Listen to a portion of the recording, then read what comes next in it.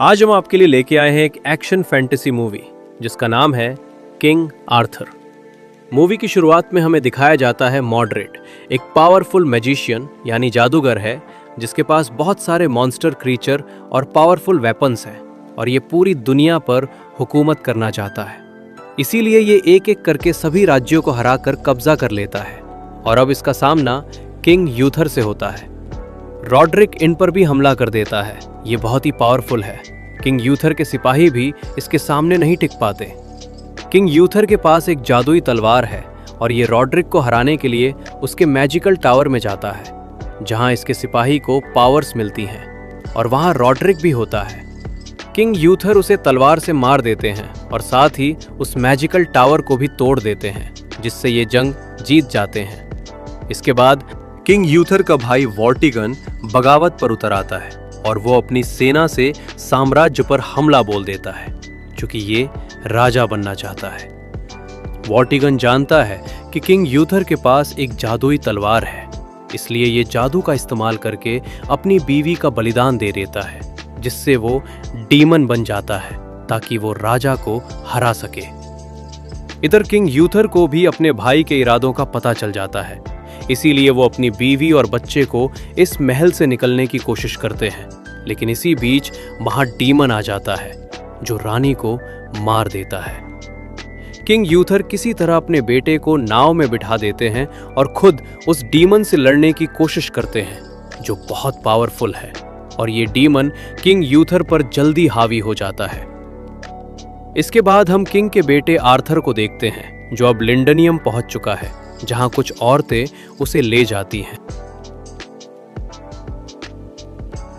इधर हम वॉर्टिगन को देखते हैं जो अब यहाँ का नया राजा बन जाता है। ये बहुत ही बेरहम राजा होता है और अपनी प्रजा पर बहुत जुल्म करता है, लेकिन इसका मुकाबला करने की हिम्मत किसी में नहीं होती। वॉर्टिगन और पावरफुल होने के लिए वापस उस टावर को ठीक करवाता है और साथ ही जादू भी सिखाता है और जैसे जैसे ये टावर ठीक होगा वैसे वैसे जादूगरों की शक्तियां बढ़ती जाएंगी। और इसी तरह 20 साल गुजर जाते हैं। वॉर्टिगन पहले से और ज्यादा ताकतवर हो जाता है, पर यहाँ के लोग नहीं चाहते कि वॉर्टिगन उनका राजा रहे और ये शाहकार भी कुछ नहीं कर पाते। इसी के साथ टावर भी बनकर तैयार होने लगता है और हम देखते हैं कि टावर के पास की नदी का पानी सूख गया है और हम एक पत्थर की मूर्ति में तलवार गड़ी हुई देखते हैं। लोग उस तलवार को निकालने की कोशिश करते हैं लेकिन कोई भी उस तलवार को नहीं निकाल पाता। खुद किंग वॉर्टिगन भी इस तलवार को नहीं निकाल पाते। इधर हम किंग यूथर के बेटे आर्थर को देखते हैं जो अब बड़ा हो चुका है। ये छोटी मोटी चोरी चकारी करके अपना गुजारा कर लेता है, साथ ही साथ जरूरतमंदों की भी मदद कर देता है।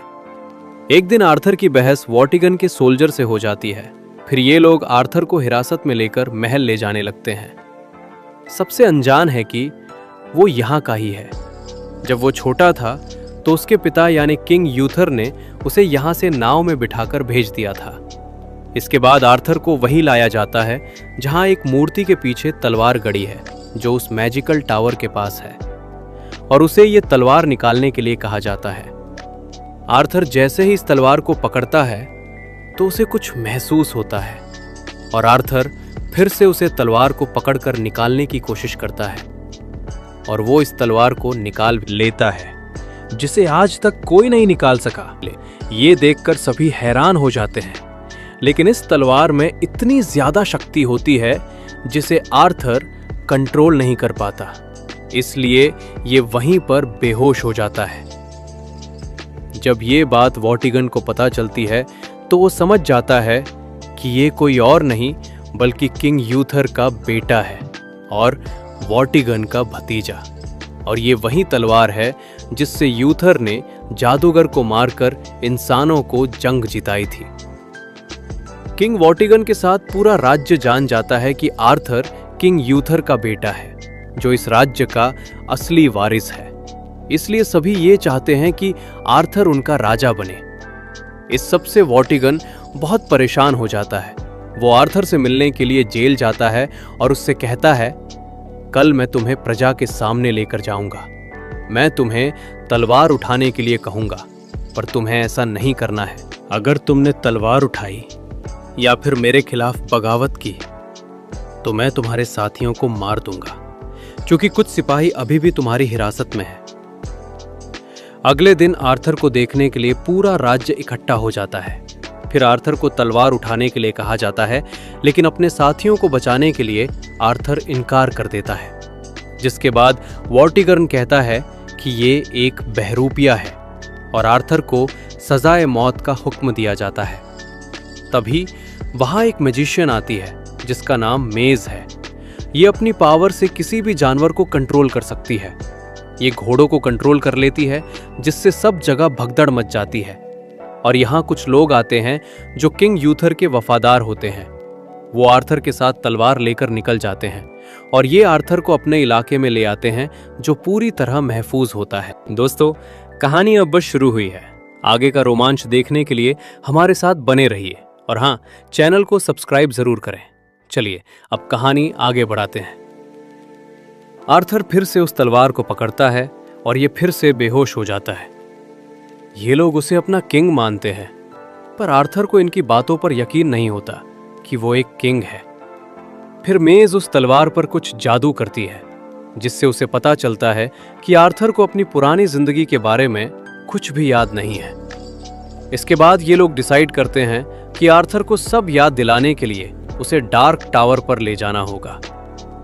फिर आर्थर अपने पिता की जादुई तलवार लेकर डार्क टावर के लिए निकल जाता है।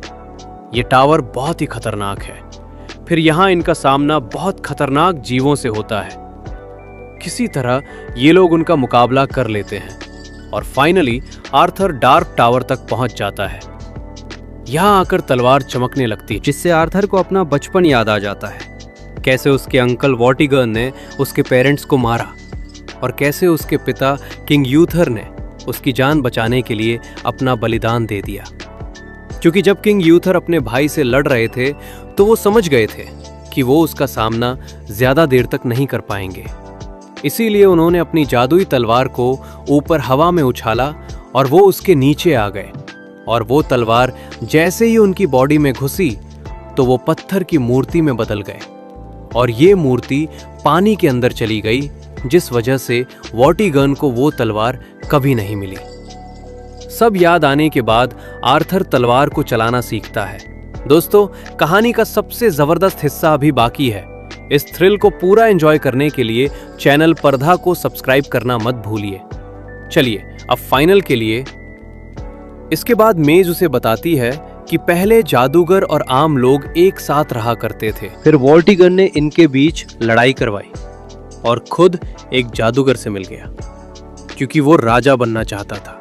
उसने आर्थर के पिता के खिलाफ जादूगर को भड़काना शुरू कर दिया और फिर जादूगर से शक्तियां लेकर उसके राज्य पर हमला कर दिया। पर आर्थर के पिता ने उसे जादुई तलवार की मदद से हरा दिया और वो टावर भी तोड़ दिया। पर वॉर्टिगन उसे पूरा करने वाला है। अगर एक बार वो टावर पूरा हुआ तो उसे इस तलवार से भी नहीं रोका जा सकता। तुम्हारे पिता ने इस तलवार को अपने खून से जोड़ दिया था। सिर्फ तुम्हारे वंश के लोग ही इस तलवार को कंट्रोल कर सकते हैं और इसी वजह से उस तलवार को कोई भी उस पत्थर की मूर्ति से नहीं निकाल पाया। इसके बाद आर्थर को जंगल में कुछ और लोग भी मिलते हैं, जिसे ये बताता है कि मैं ही तुम्हारा राजा हूं। फिर ये लोग भी इसके साथ हो जाते हैं। फिर ये लोग उस शिप को तबाह कर देते हैं जिसमें टावर को बनाने का सामान आ रहा होता है। इसी के साथ ये किंग वॉर्टिगन के महल में भी आग लगा देते हैं। ये किंग वॉर्टिगन को भी मारना चाहते हैं। ये एक प्लान बनाते हैं, पहले से ही पता चल जाता है। इसलिए वॉर्टिगन ने अपनी जगह किसी और को भेज दिया था। आर्थर को कुछ गड़बड़ लगती है, इसलिए ये अपने साथी को तीर चलाने से मना कर देता है, लेकिन वो तीर चला देता है। किंग के लोग अलर्ट हो जाते हैं और आर्थर के साथियों को पकड़ लेते हैं। वॉर्टिगन आर्थर के एक साथी से कुछ जानने की कोशिश करता है, जो आर्थर का काफी अच्छा दोस्त भी होता है, लेकिन ये उसे कुछ नहीं बताता। इसलिए वॉर्टिगन इसे मार देता है। इस सब से आर्थर को बहुत गुस्सा आता है। इसके बाद ये अपने बाकी बचे हुए साथियों को एक महफूज जगह ले जाता है और इस हार से आर्थर काफी दुखी हो जाता है। इसलिए वो अपने पिता की जादुई तलवार पानी में फेंक देता है।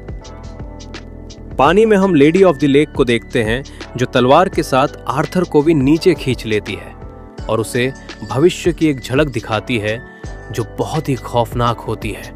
चारों तरफ तबाही ही तबाही होती है। Lady of the lake Arthur से कहती है, अगर तुमने नहीं रोका तो भविष्य में दुनिया ऐसी ही होगी। तुम्हारी जिम्मेदारी है कि तुम अपने राज्य की हिफाजत करो, वॉर्टिगन को हराओ और भविष्य को बचाओ। अब आर्थर को भी अपनी जिम्मेदारी समझ आ जाती है और जंगल में कुछ लोग आर्थर को मिलते हैं जो उसे बताते हैं, तुमने जो किया उसकी वजह से फिर से सभी लोग तुम पर भरोसा करते हैं। वो चाहते हैं कि तुम ही राजा बनो। और तब आर्थर वापस अपने लोगों के पास जाता है। फिर यहाँ किंग वॉर्टिगन के कुछ लोग भी आ जाते हैं। ये बताते हैं, तुम्हारे जिस दोस्त को वॉर्टिगन ने मारा था उसका बेटा और मेज हमारे पास है। अगर तुम चाहते हो कि वो जिंदा रहे तो तुम्हें सरेंडर करना होगा। आर्थर अपने साथियों को बचाने के लिए वो जादुई तलवार दे देता है और कहता है, तुम्हें मेरे साथियों को छोड़ना होगा। मैं कल सुबह खुद को तुम्हारे हवाले कर दूंगा। इसके बाद किंग वॉर्टिगन के लोग वो तलवार उसके पास ले जाते हैं, जिसे देखकर ये बहुत खुश हो जाता है क्योंकि ये जानता है कि इस तलवार की शक्तियों के बिना आर्थर उसको कोई नुकसान नहीं पहुंचा सकता। इसीलिए ये मेज को आजाद कर देता है। मेज अपना एक साथी आर्थर के पास छोड़ देती है उसकी हिफाजत के लिए। इसके बाद आर्थर महल में जाता है वॉर्टिगन से मिलने के लिए, पर वॉर्टिगन का प्लान कुछ और ही होता है। ये उसके पिता यूथर की तलवार से आर्थर को ही मारना चाहता है, पर इससे पहले ही आर्थर को कुछ नुकसान पहुंचे, मेज अपनी पावर की हेल्प से वहां बहुत बड़े बड़े सांप भेज देती है जो वॉर्टिगन पर हमला कर देते हैं। इसे बचते हुए वॉर्टिगन उस तलवार से एक सांप को मार देते हैं और तलवार एक पिलर में घुस जाती है जिससे वो खुद भी नहीं निकाल सकता। अब इस तलवार को सिर्फ आर्थर ही निकाल सकता है। इधर मेज भी अपनी पावर से बड़े बड़े सांपों से वॉर्टिगन के लोगों पर हमला करवा रही होती है और बाकी लोग भी महल में अंदर घुसकर हमला करने लगते हैं। वॉर्टिगन को लगता है कि वो अब इनसे नहीं जीत पाएगा, इसलिए वो वापस वहीं जाता है जहां पर उसने अपनी बीवी का बलिदान देकर डीमन बन गया था। इस बार वो अपनी बेटी का बलिदान देकर और भी ज्यादा पावरफुल बन जाता है। आर्थर भी अपनी जादुई तलवार लेकर यहां पहुंच जाता है और ये दोनों लड़ना शुरू कर देते हैं। आर्थर फिर उसका सामना नहीं कर पाता क्योंकि ये डीमन पहले से भी ज्यादा पावरफुल हो गया है। ये डीमन आर्थर पर भारी पड़ने लगता है। इससे पहले ये आर्थर को मारता है, ये कहते हैं, शायद ये तलवार मुझसे बिलोंग करती है। ये सब सुनकर आर्थर बहुत ज्यादा गुस्सा हो जाता है क्योंकि ये सब इसने उसके पिता किंग यूथर से भी कहा था। तभी आर्थर को महसूस होता है कि उसे अगर इस तलवार की पावर का इस्तेमाल करना है तो गुस्से से बल्कि शांत रहकर तलवार को कंट्रोल करना होगा। इसके बाद वो ऐसा ही करता है जिससे ये डीमन पर भारी पड़ने लगता है और ये तलवार डीमन के अंदर घुसा देता है, जिससे वॉर्टिगन अपने इंसानी रूप में आ जाता है और इसकी मौत हो जाती है। और फिर टावर में भी धमाका हो जाता है। इसके बाद राज्य में पहले की तरह शांति हो जाती है। आर्थर भी अब यहाँ का नया राजा बन जाता है और एक बार फिर से जादूगर और इंसानों के बीच सुलह हो जाती है। मेज ये सब दूर से देख रही होती है। उसने तलवार को उसके असली हकदार के पास पहुंचा दिया था। और इसी के साथ मूवी का एंड हो जाता है। दोस्तों, ये थी किंग आर्थर की पूरी थ्रिलर कहानी। अगर वीडियो अच्छी लगी हो तो लाइक करो, कमेंट करो और सब्सक्राइब करो हमारे चैनल पर्धा को। हम मिलते हैं आपसे नेक्स्ट वीडियो में। तब तक के लिए बाय बाय।